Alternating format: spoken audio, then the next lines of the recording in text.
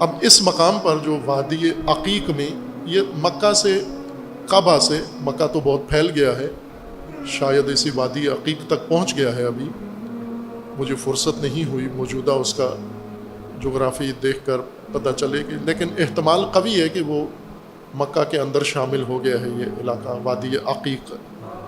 یہ میقات بھی ہے، عراق سے آنے والے یہاں پر میقات باندھتے ہیں۔ 4 میقات ہیں جو رسول اللہ صلی اللہ علیہ وآلہ وسلم نے حرم میں داخل ہونے کے لیے مقرر فرمائی ہیں، دروازے مقررہ معینہ جگہ کہ جو جس علاقے سے آئے ان دروازوں سے حرم کے اندر داخل ہو۔ آپ لوگ جو پاکستان سے جاتے ہیں، پاکستان، افغانستان، ایران، ہندوستان، اس علاقے کے جانے والے جتنے بھی لوگ ہیں، یہ اگر جدہ جاتے ہیں تو آپ کو میقات جوفا ہے آپ کے لیے، وہی جہاں پہ غدیر کا واقعہ ہوا، خم غدیر جہاں پر ہے، اصل نام اس کا جوفا ہے، میقات جوفا، اور وہاں پر حاجی کو حاضر ہو کے لباس بدلنا ہوتا ہے، حرم میں داخل ہوتا ہے۔ اور جو مدینہ سے جاتے ہیں ان کے لیے مسجد شجرہ ہے، مدینہ سے تھوڑی سی باہر، بلکہ اب تو مدینہ کا حصہ بن گئی ہے، وہ میقات ہے۔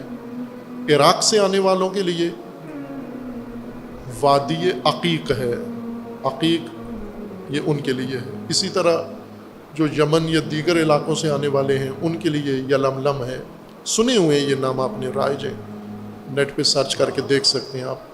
بلکہ یہ روٹ امام حسین علیہ السلام کا آج اچھے نقشے اس کے بارے میں لوگوں نے محنت کر کے ٹیکنالوجی کی مدد سے بہت خوبصورت نقشے آپ کو عملی بنا کے دے دیے ہیں، ان کو لے کے اپنے موبائل میں ڈال لیں، آپ اپنے لیپ ٹاپ میں ڈال لیں یا اس کا پرنٹ نکال لیں، آپ کے گھر میں لگا ہوا ہو، آپ کو پتہ ہو کہ سید الشہداء نے کون سا راستہ کیسے طے کیا۔ وادی عقیق میں جب پہنچے صفح کے بعد، یہ مکہ حرم سے یا کعبہ سے 90 کلومیٹر کا اس کا فاصلہ ہے، کعبہ سے۔ اس وقت آخری حد جو مکہ کی تھی وہ مکہ سے کعبہ سے تھوڑی باہر تھی، اور پھر اس کے بعد تنعیم کا علاقہ شروع ہو جاتا تھا جو اس وقت مکہ سے باہر تھا، حرم کے اندر ہے، مکہ سے باہر ہے۔ اور امام علیہ السلام نے پہلی منزل وہاں پر تنعیم میں کی، پھر اس کے بعد تنعیم سے رخصت ہوئے تو صفح میں گئے، اور صفح منزل صفح میں فرزدق سے ملاقات کی، اور پھر اس کے بعد صفح سے منزل صفح سے روانہ ہوئے اور منزل عقیق میں آئے، وادی عقیق میں۔ وادی عقیق میں ذات العرق یا ذات و عرق ایک خطہ ہے، علاقہ ہے، یعنی ایک پہاڑی ٹیلہ ہے، اس کی شکل قیافہ اس طرح سے ہے کہ اس کے اندر وہ جیسے رگیں بنی ہوتی ہیں پہاڑوں کے اندر، کبھی دیکھا ہوگا آپ نے، آتش فشانی پہاڑ ہو یا سمندری نشیب و فراز کے ذریعے سے یہ ٹیلے بنے ہوئے ہوں تو ان کے اندر ایسی رگیں بنی ہوتی ہیں پہاڑوں کے اندر۔ اور اس پہاڑ کی ٹیلے کی خصوصیت یہ تھی کہ اس میں بہت نمایاں ایک رگ بنی ہوئی تھی، وہ اسی سے معروف ہوگی ذات و عرق، پہاڑی ہے عقیق کے اندر، عقیق کے ساتھ۔ وَسَارَ الْحُسَيْنُ علیہ السلام مِنَ الصِّفَاحِ إِلَى الْعَقِيقِ، امام علیہ السلام منزل صفا سے گزر کے منزل عقیق پہ پہنچے۔ وَسَارَ مِنَ الْعَقِيقِ حَتَّى بَلَغَ ذَاتَ عِرْقٍ، اور پھر عقیق سے بھی چلے اور عقیق کے اندر ہی ایک اور نقطے پہ پہنچے جس کو ذات عرق کہتے ہیں، یعنی رگ والا پہاڑ، پہاڑی چھوٹی پہاڑی تھی۔ فَلَقِيَهُ رَجُلٌ مِّن بَنِي اسد،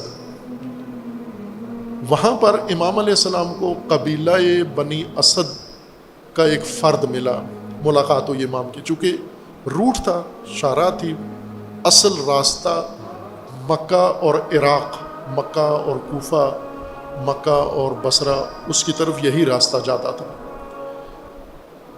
لہٰذا جو اس راستے پہ ملے گا وہ یقیناً عراق ہی سے آیا ہے یا عراق جا رہا ہے۔ جیسے آپ کی شارعیں ہیں، لاہور سے اسلام آباد ہے، لاہور سے ملتان ہے، لاہور سے کراچی ہے، تو ان سڑکوں پہ جو بھی آپ کو ملے گا، ملتان والی سڑک پر تو ظاہر ہے یا ملتان سے آ رہا ہوگا یا ملتان جا رہا ہوگا، باقی علاقوں کے لوگوں سے تو ملاقات نہیں ہوگی.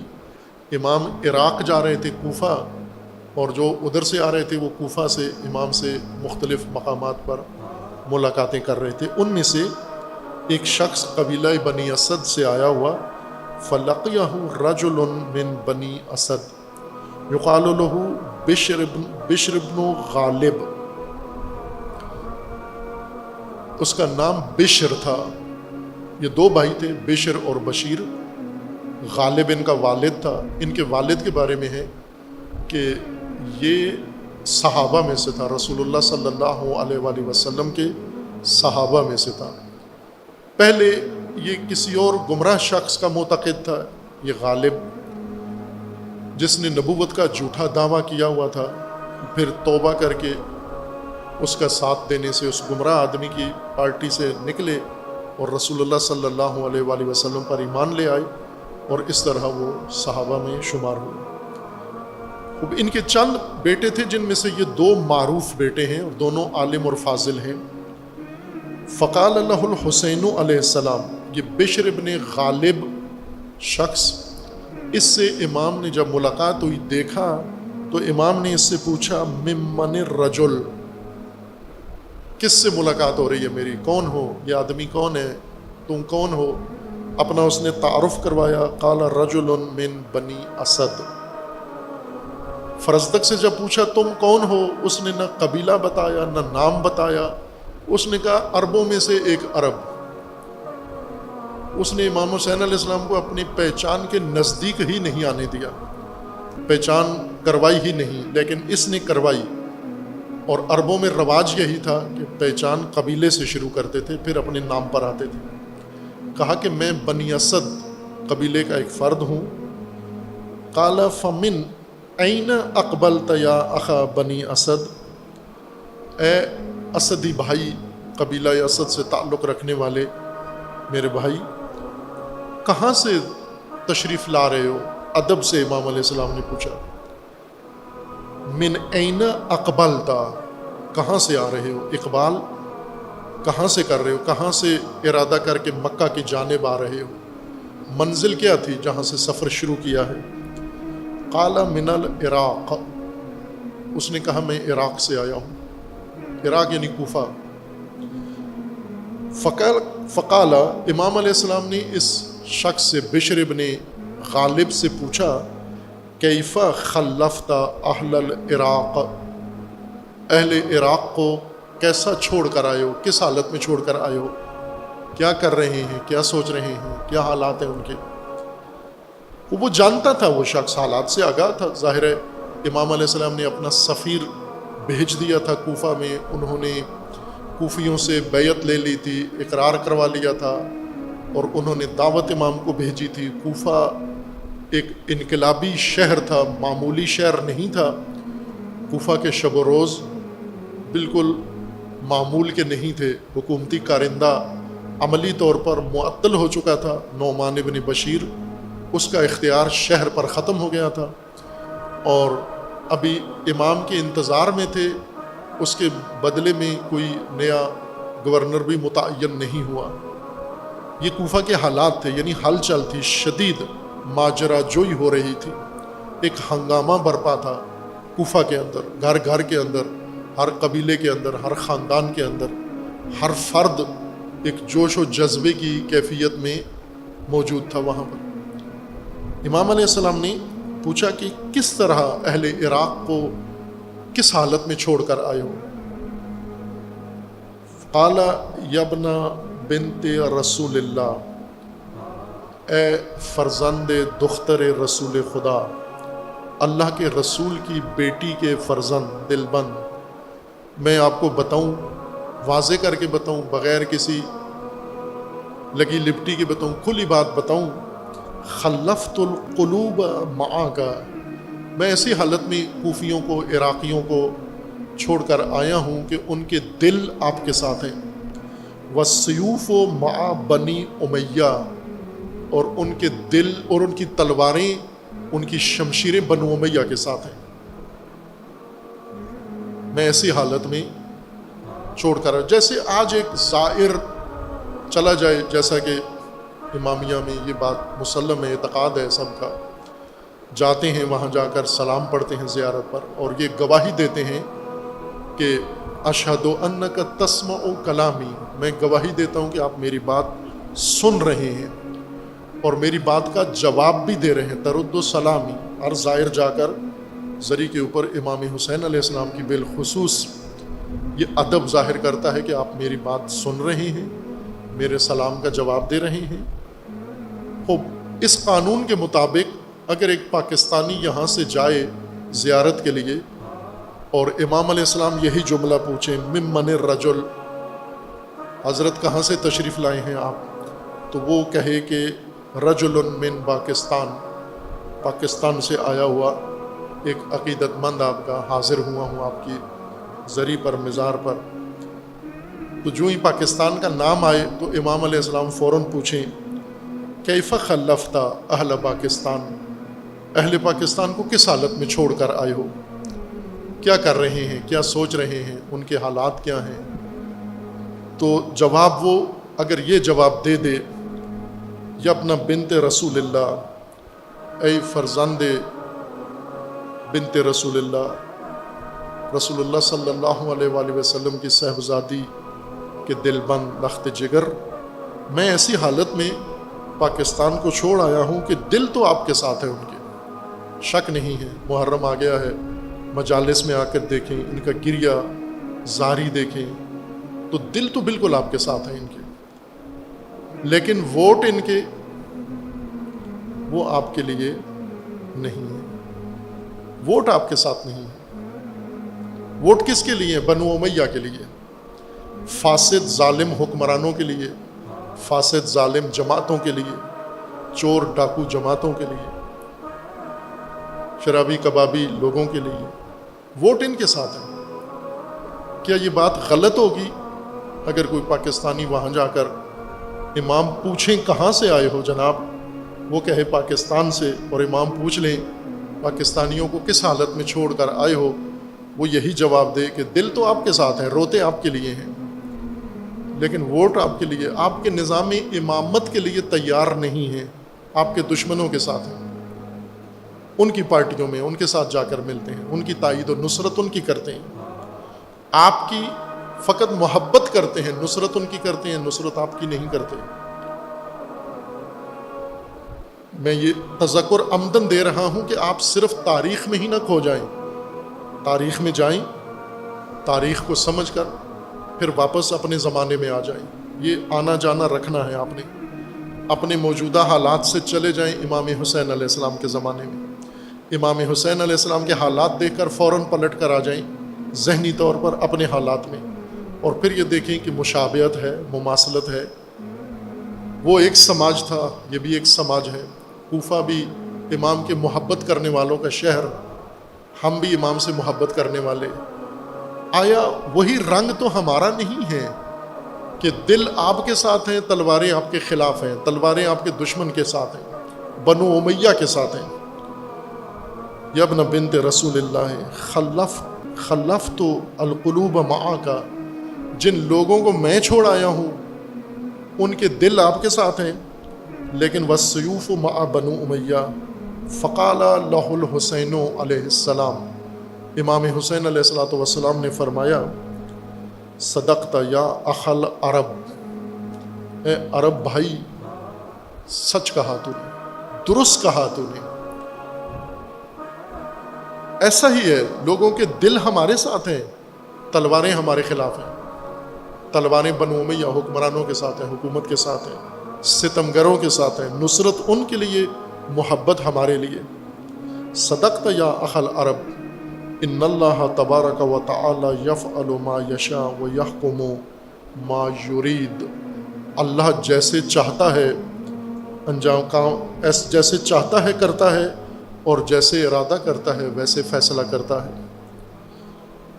فقال لہ الاسدی، امام علیہ السلام نے یہ رپورٹ دوسری دفعہ سنی، پہلے فرزدق منزل صفا پہ یہ بات بتا کے جا چکے ہیں، اور امام علیہ السلام نے انہیں بھی کہا کہ آپ سچ کہتے ہو کہ لوگ میرے ساتھ نہیں ہیں اور دل ہمارے ساتھ ہیں، تلواریں ہمارے خلاف ہیں، اور میں انہی میں جا رہا ہوں جن کی تلواریں ہمارے خلاف ہیں.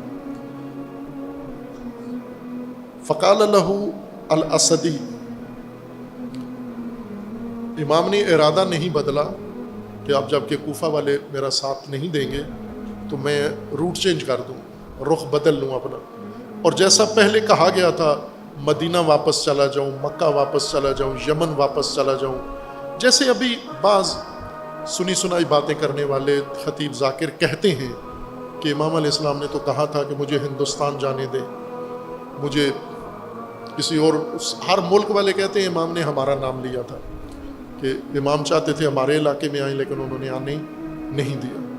بلکہ یہاں اسی جامعہ کے اندر پاکستان کے ایک بڑے مومن، خاندانی مومن، خاندانی قرآنی نہیں کہا، خاندانی مومن، یہ تشریف لائے ہوئے تھے اور وہ کربلا پہ روشنی ڈال رہے تھے. بہت بڑے وکیل ہیں، بہت بڑے سپریم کورٹ کے بھی بڑے ہائی کلاس وکیلوں میں ہیں. تو انہوں نے کہا کہ امام علیہ السلام تو سرے سے ان کاموں کے لیے، جنگ کے لیے، مخالفت کے لیے تو یزید سے ان کا کوئی تعلق ہے، وہ تو تفریح کے لیے گئے ہوئے تھے. یہ پاکستانی خاندانی مومن کہہ رہا ہے کہ وہ تو تفریح کے لیے ذرا شہر سے نکلے کہ ہوا تھوڑی بدل جائے، دیکھیں باقی علاقوں میں کیا کچھ ہے. تو انہیں راستے میں پتہ چلا تو انہوں نے گھیر لیا امام حسین علیہ السلام. میں نے ان سے عرض کیا کہ یہ تو لگتا ہے کہ آپ مجلس بھی نہیں سنتے ہو کبھی. اگر انسان مجلس سنتا ہو، یہ عام ذاکر خطیبوں کی بھی سنتا ہو، تو کم از کم اتنی گمراہی نہیں ہوتی جتنی اس وکیل کے اندر ہے، بیرسٹر کے اندر ہے، جو بڑے ہائی کلاس کا وکیل ہے. اتنی گمراہی نہیں ہوتی. اب وہ اپنی طرف سے میں نے ضبط کرنے کی بہت کوشش کی کہ مہمان ہیں اور محترم ہیں، لیکن وہ بات ہی انہوں نے ایسی کر دی کہ ناخواستہ طور پر ان کی خدمت میں جسارت ہو گئی. میں نے کہا کہ جب یہ ابتدائی چیز جو ہر شخص کو معلوم ہے، بچے بچے کو پتہ ہے، کسی سنی کو پوچھو، شیعہ کو پوچھو، آپ تعلیم یافتہ اور عدالتوں میں جا کے لوگوں کو حق دلاتے ہو. اتنا اندھا آدمی جس کو یہ حق نہیں پتہ، وہ عدالتوں میں کیا کر رہا ہوگا؟ اتنا اندھا وکیل، اتنا نافہم وکیل، اور اس سے زیادہ آگے نافہم جج، جن کو یہی تمیز و تشخیص نہ ہو، وہ لوگوں کو کیا حق دیں گے، کیا فیصلے کرتے ہوں گے اور کیا کرواتے ہوں گے؟ ان کی معلومات میں بھی نہیں تھا کہ امام حسین علیہ السلام کیوں گئے. فقال لہ الاسدی یا ابن بنت رسول اللہ اخبرنی عن قول اللہ تعالی. اب یہاں آپ توجہ کریں، ایک تو سید الشہداء علیہ الصلوۃ والسلام کا ارادہ، عزم اور مقصد، اور اس مقصد کے اوپر پختگی، اور ایک یہ کریکٹر جو ایک ایک کر کے امام کے ساتھ آتے ہیں اور پھر امام ان سے آگے گزر جاتے ہیں. یہ کردار ہے، یہ افراد نہیں ہے، یہ کردار ہے. کردار تکرار ہوتے ہیں، افراد ایک دفعہ دنیا میں آتے ہیں، کریکٹر بار بار دنیا میں آتا ہے. یہ کریکٹر ہیں یہ سارے، لہٰذا ان کو اس دید سے آپ نے دیکھنا ہے کہ امام علیہ السلام سے جن کی ملاقات ہو رہی ہے، یوں نہیں کہ وہ شخص اسدی بشر ابن غالب کوفہ کے رہنے والا ایک باشندہ تھا، بلکہ امام علیہ السلام ایک ایسے کریکٹر سے ملے ہیں جو آج بھی موجود ہے. ہزاروں مصداق ہیں اس کے موجود ہیں، لاکھوں مصداق ہیں، ہر شہر میں موجود ہے. پاکستان میں موجود ہے، ہندوستان میں موجود ہے، افغانستان میں موجود ہے، ایران میں موجود ہے، پاکستان کے ہر شہر میں موجود ہے، پاکستان کے ہر دیہات میں اور ہر گلی میں موجود ہے. یہ کریکٹر کیا کہہ رہا ہے؟ امام علیہ السلام کو کوفہ کے حالات اور کوفہ کے لوگوں کی بے وفائی اور عدم اعتماد ظاہر کر رہا ہے کہ وہ قابل بھروسہ نہیں ہے. خود بھی کوفہ کا ہی ہے، اور امام علیہ السلام سے پھر اب اس کو پتہ بھی ہے کہ امام کوفہ جا رہے ہیں. امام نے کوفہ ہی کے بارے میں سوال بھی پوچھا اور اس نے بھی جواب دے دیا کہ تلواریں آپ کے خلاف ہیں. پھر اس نے بات بدلی اپنی اور یہ کہا کہ اخبرنی عن قول اللہ تعالی یوم ندعو کل اناس بامامہم. یہ سورہ اسراء میں آیا 71 ہے. سب جانتے ہیں اس آیت، اس حد تک آیت سب نے سنی ہوئی ہے، ایک جملہ مفصل آیت ہے، عرض کروں گا۔ یوم ندعو کل اناس بامامہم، بہت اہم آیت ہے۔ ایک طرح سے آپ یہ کہیں کہ شیعہ علماء اس کو تشیع کی قرآنی بنیاد قرار دیتے ہیں۔ اس آیت کو یہ قرآنی ثبوت ہے امامت کے نظریے کے لیے، امامت کے نظام کے لیے قرآنی ثبوت ہے، دلیل ہے، اور درست ہے اور حق ہے۔ یہ اس لیے بہت اہم ہے ہم سب کے لیے کہ قرآن میں اللہ کا فرمانا ہے کہ قیامت میں ہر ایک کو اس کے امام، اس کے پیشوا، اس کے لیڈر کے ساتھ شمار کروں گا، اٹھاؤں گا۔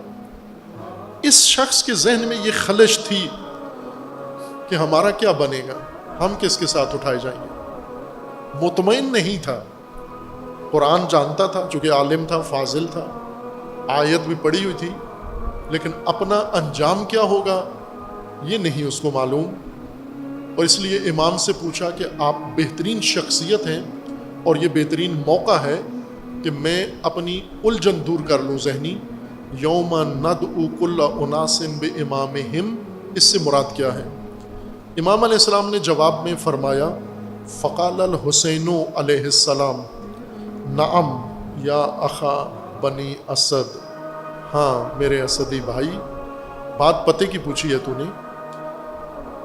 ہم امامان، یہ جو قرآن میں اللہ نے سورہ اسراء میں آیا 71 میں فرمایا ہے قیامت میں لوگوں کو اپنے امام کے ساتھ اٹھایا جائے گا، یہ ایک امام نہیں ہوگا، یہ 2 طرح کے امام ہوں گے قیامت میں،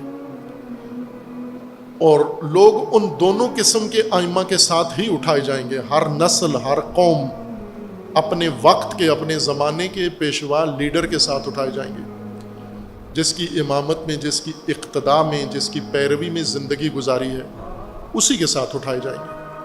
اور یہ 2 طرح کے ہوں گے، یا کسی امام حق، کسی امام ہدایت کے پیچھے یہ چل رہے ہیں، امام و ہدن، ایک امام ہدایت ہے، اور یہ بھی قرآن میں ہے، اللہ تعالیٰ نے قرآن میں یہ 2 امام قرآن میں بیان فرمائے ہیں۔ جس طرح اس شخص نے قرآن کی آیت کے بارے میں سوال پوچھا، امام علیہ السلام نے جواب بھی قرآن ہی سے دیا کہ قرآن 2 امام، 2 پیشوا پیش کرتا ہے۔ ایک امام ہدا ہے، ہدایت کے ائمہ، دعا الی ہدن، جو لوگوں کو ہدایت کی طرف پکارتا ہے، بلاتا ہے، وہ امام و ضلالت، اور دوسرا امام گمراہی کا امام ہے، جو دعا الی ضلالت، لوگوں کو گمراہی کی طرف بلاتا اور پکارتا ہے۔ فہدی من اجابہ الی الجنہ، اور یہ جو تو نے پوچھا ہے سورہ اسراء میں کیا بیان ہو رہا ہے، وہ یہ بیان ہو رہا ہے کہ جس نے دنیا میں امام ہدایت کے ساتھ اقتداء کی ہے، اجابت کی ہے، پیروی کی ہے، فرمان مانا ہے، یہ امام ہدایت کے ساتھ جنت میں چلا جائے گا۔ وَمَنْ أَجَابَهُ إِلَى الضَّلَالَةِ دَخَلَ النَّارِ، اور جس نے امام گمراہی، ضلالت کے امام کے ساتھ زندگی گزاری ہے، اس کے ساتھ رہا ہے، اس کی جماعت میں رہا ہے، یہ اس کے ساتھ اٹھائے گا، اور وہ اس کو لے کے خود بھی اور اپنے پیروکاروں کو بھی لے کے جہنم میں چلا جائے گا۔